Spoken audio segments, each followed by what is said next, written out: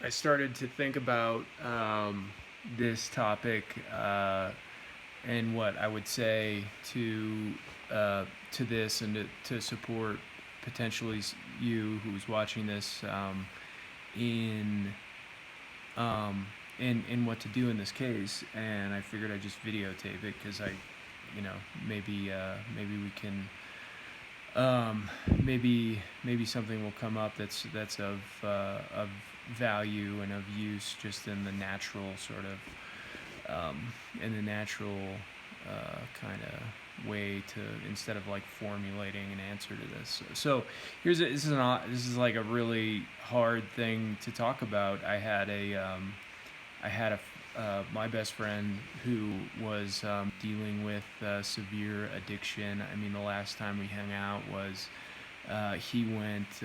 We both drove to. This was 20 years ago. We both drove to. We were sitting at a 7-Eleven, in our hometown, and then decided we're going to drive to Tijuana, which was a good 12 hours away, just on a whim. And we ended up driving down there, and despite our friends who live down in San Diego warnings not to drive a car down into the Tijuana, we did anyway. My friend had a very, very clear intention in his mind going down there, and was telling me, "Hey, let's go have fun in Tijuana." I said, "Okay," not really knowing what that was for him. But when we got down there, he disappeared. I mean, he told me he had to go to a pharmacia and get whatever drugs, and I just didn't realize what that meant or how severe of a need that was for him. And 2 hours later of being stranded, sort of in the bowels of this place I'd never been, and not really knowing where my friend was, he just shows up next to the car, gets in, apologizes, says, "Let's go." We ended up driving, leaving Tijuana at like some ungodly hour, 3 in the morning. Quickly got pulled over by federales. They searched the car, and found all the white powder and little rolled up balls of this and that you can imagine, and put it all on the car, and said, "You guys are going to jail for a long time." And so we end up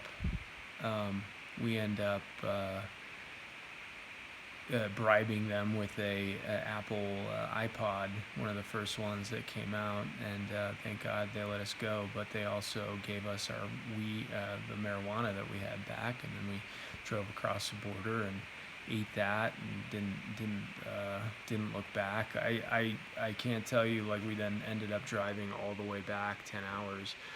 But ultimately, like, I didn't know what was going on in his head, and really, I mean, if I'm honest, like, I never did. And what can you know about someone and what they're dealing with? You have two lives that are being led, and unless you're watching them do what they do all day, there's literally no way to know what's going on for people.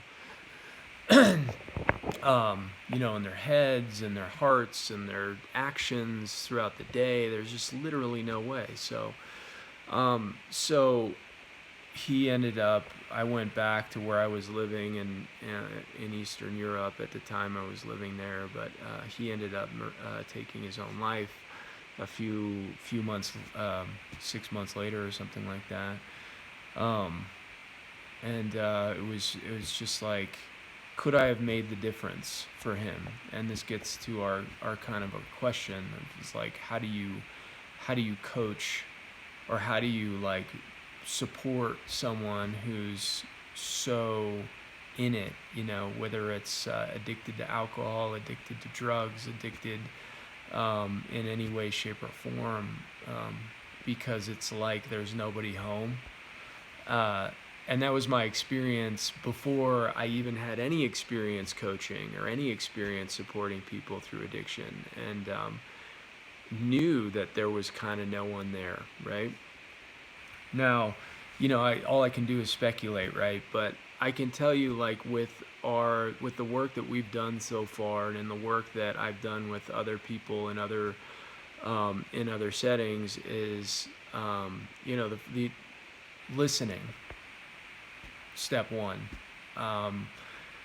We seem to have the answers all the time. Well, the first answer is we just don't friggin' do that. Second answer is like, well, go do this or that thing that will change rewire yourself, right? Or you should eat better, or you should create some positive behaviors. We all have there's like answers the internet has just answers, right? But maybe it's not that. Maybe all that needs to happen in whatever moment that you end up being in with this person is you just need to listen. And you need to ask perhaps questions to get into how does that situation, how does that person's life, how does that person's circumstances, how is it for them, what's going on that they're acting the way they're acting. Because I guarantee you no one's with them in their addiction. It's one of the things I knew about my friend Victor, is that no one was there with him, and no one could be there with him. Like, no one really was in it with him. And this is one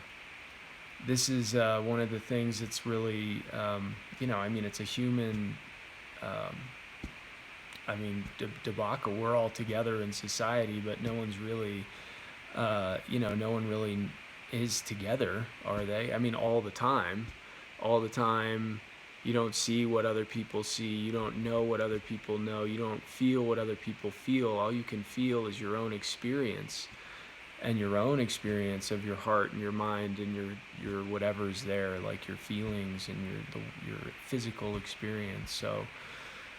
So listen, just listen and see, and don't throw away any kind of answer you have for that person, because any kind of answer you have is just trash.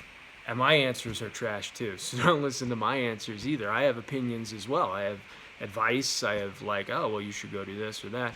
It ain't that. It's let's just say maybe that we're all human beings and we're all together, and this is about them understanding that they're connected with you and that they can say something to you and you can actually hear it. And let's see where that goes. That's my 2 cents about that. I mean, if I had maybe had that opportunity with my friend, maybe something would have been different, but who knows? It happened the way it did, and that's just what we live with, Let's see, anything else? But listening, if not for them, then for you.